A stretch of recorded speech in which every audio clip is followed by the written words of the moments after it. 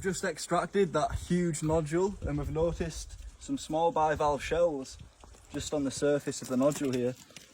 You see the really fine detail of the shell just on the outer surface there.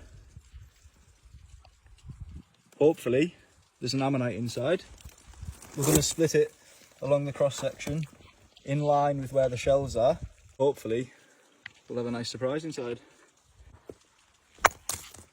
Small piece of the cap, can't see anything inside, small little shell just there. And to make a flat edge, what I'm going to do is hit the hammer along here just so I have a more comfortable surface to split. So I hit a little edge piece off like that, and now I've got a nice flat surface to hit with the hammer.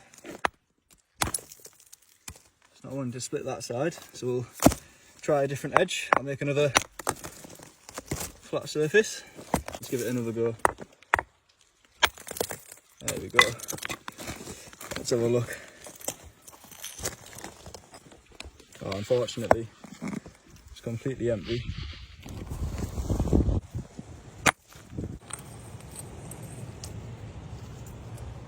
Oh, very nice. Oh my gosh.